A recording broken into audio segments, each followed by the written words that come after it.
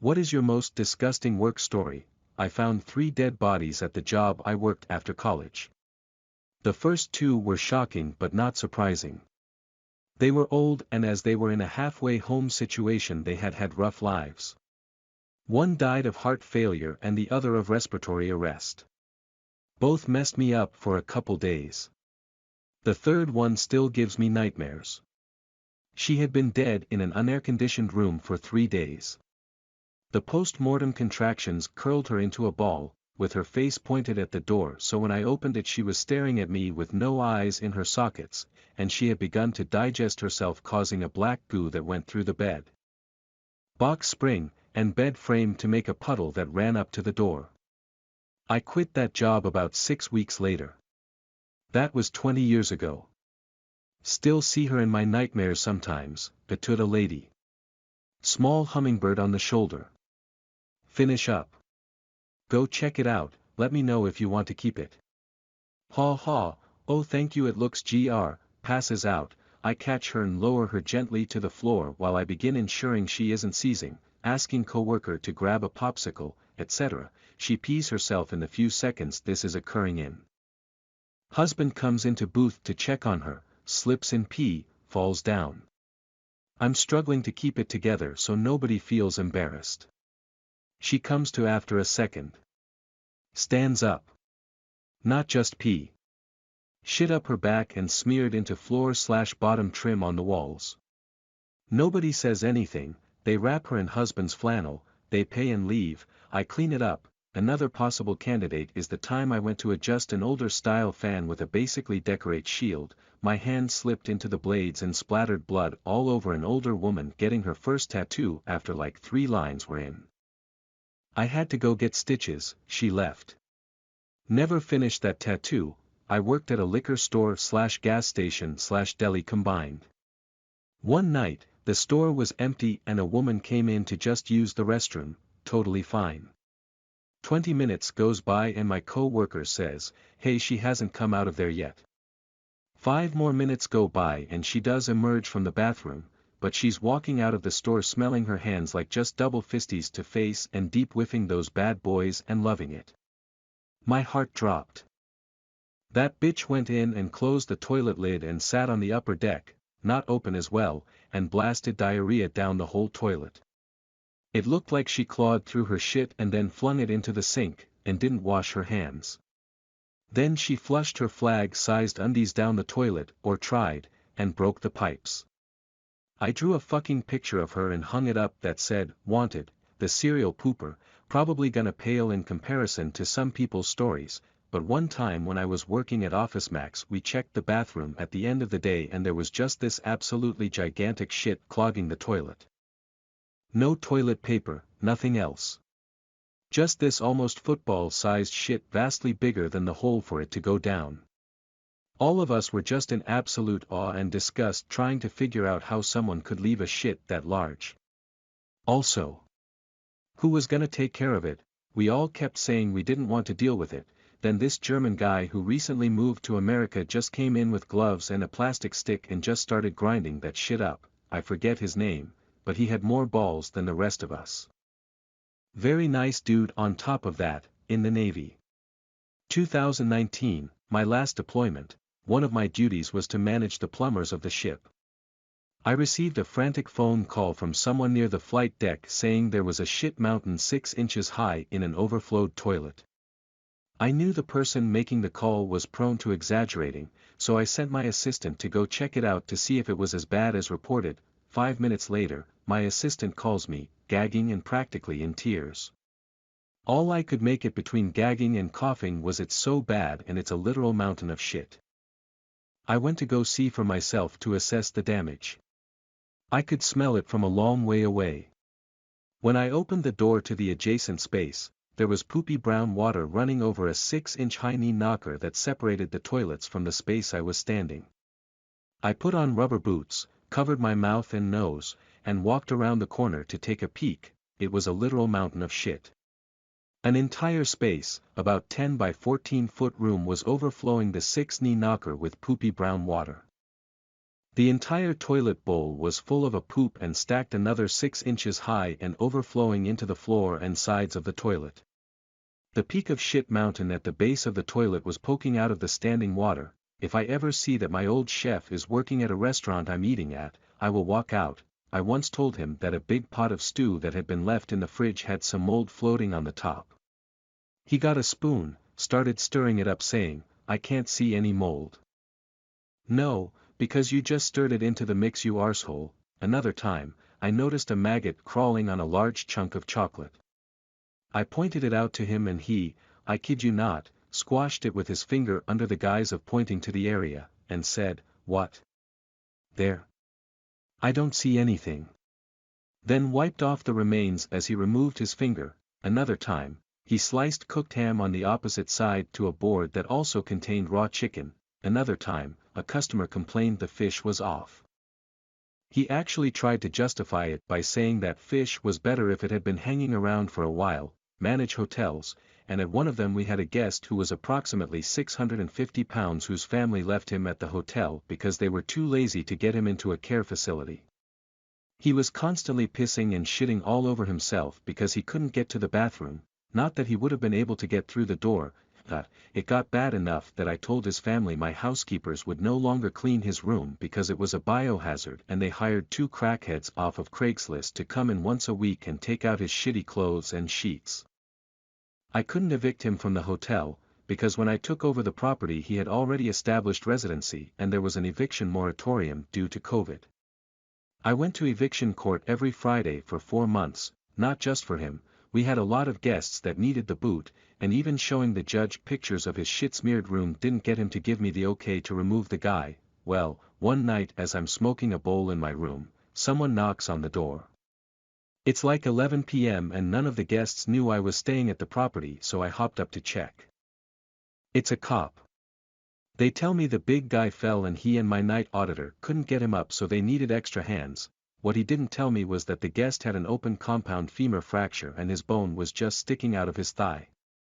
No big deal, seen that before on deployment. The guy hadn't called for help immediately though. He shit and pissed and bled all over the floor for a half hour before anyone came up to help, so the room smelled even worse than usual. The 3 of us couldn't get him off the ground before EMS showed up. And EMS had to call a second bus to come and get him because they ended up needing 5 or 6 guys and an intricate system of webbing and tow straps to maneuver him onto a stretcher. The gross part is that the first EMT through the door slipped fully sideways in a puddle of shit and piss and busted his head open on the countertop inside the door. He probably had a 2-inch gash above his eyebrow and possibly a concussion because he projectile vomited all over himself and the coworker that was trying to help him out of the room. As soon as he was taken away, he was no longer considered a resident and I was able to check him out and ban him from our properties. His room was completely stripped floor to ceiling and rebuilt with all new materials because it was the only way to get the stench out, and even then it took almost a month of treatments to smell semi-normal. Worked as security in a large, metropolitan hospital, countless IVDU encounters, but the stoma bag launchers usually always top the list. As soon as someone with a stoma bag doesn't get what they want, their shit sack is getting thrown at the nearest person. Also, piss bottles.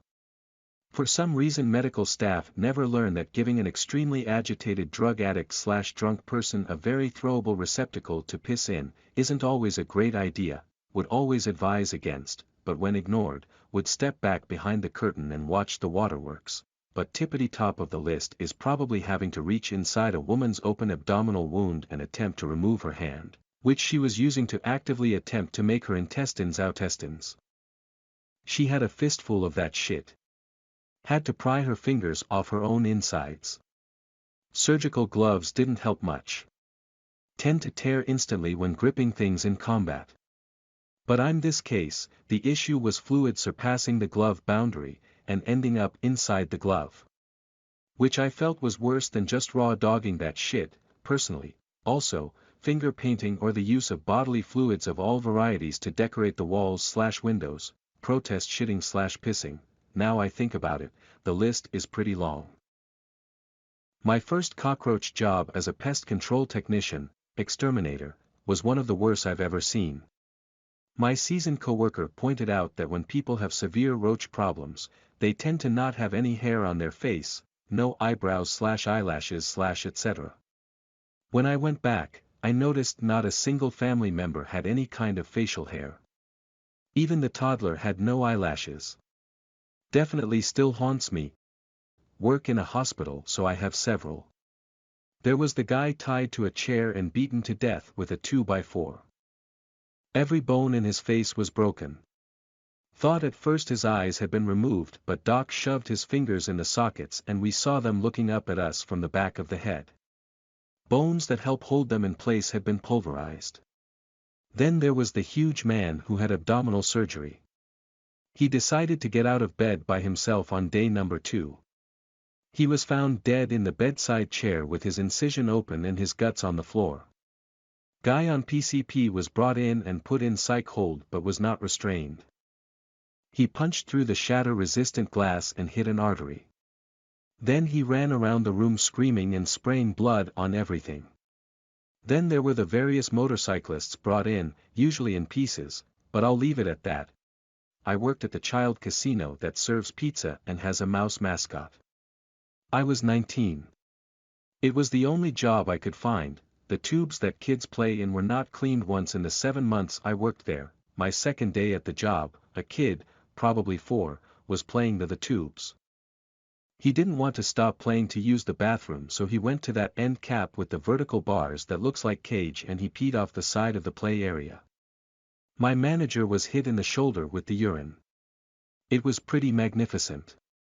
The manager quit on the spot. Totally understandable. The mascot suit also not cleaned in the 7 months I worked there. The helmet is supposed to have a screen at the open mouth. Ours did not. Kids would reach in and touch my face. I wasn't allowed to do anything to stop them. It was horrible, different kind of gross, but it's pretty obvious who is in the mascot suit if you're paying attention. Employee walks into closet. Giant mouse comes out. I'd be doing children's parties and start hearing dads say, mascot name, is so hot. Ooh, I want to FCK, mascot name. It was awful. Surprisingly, kitchens are very clean. No complaints there. The sandwiches taste pretty good if you end up needing to go to one of these establishments for a child's birthday. Also most serve beer. I used to be the front-end manager at a supermarket. One night I had to head back to the deli for some reason. As I made my way through the kitchen there was a bucket of rice on the floor that they used to make the rice dishes we served at the deli counter. To my surprise, 2 rats about the size of my hand jumped out of the rice and scurried under the oven. I told the deli manager the next day and he just brushed it off. Said he was aware of the issue. I'm 99% sure they still use that rice. I worked as a corrections officer in a maximum security prison. The first week I worked there an inmate collected and spread his poop all over the walls. It was in the air vent and everything. It is a health hazard so we had to clean it up. Me, being the new guy, was voluntold I would have to do it. I had to pressure wash/bleach and scrub the doo-doo, first day on the job as supervisor for a wastewater system. Inspecting my facilities, laborer showing me around. We get to a pump station, lift station for those that know. And I notice a small drip in the elbow of a 6-inch force main. That would be the discharge side of the pumps. It's under pressure when the pumps turn on, hence force main. The sewer lines down inside manholes are gravity mains, FYI. They're not under pressure and operate under the premise that shit flows downhill. I pointed at it, asked the laborer what's going on here. And I leaned down to take a closer look at it and see a tiny hairline crack. That's a problem, needs to be fixed. That was the moment the big Gorman Rupp T6 pump kicked on, and was also the moment that piece of plumbing decided it had had enough. That pipe blew to pieces at the elbow, slamming me full in the face with 1,000 gallons per minute of raw sewage. That's just over 15 gallons per second. In the span of about 5 seconds, that's a full average bathtub's worth of turd soup. It knocked me on my ass, so I couldn't dodge out of the flow right away. It was a grand total of about 25,000 gallons of nasty dumped out on the ground. I did manage to get out of the way eventually. I used to work with a nonverbal autistic boy about a decade ago. It was December 21, 2012, and the resource that he stayed at was nicely decorated with a Christmas tree with ornaments, tinsel, etc.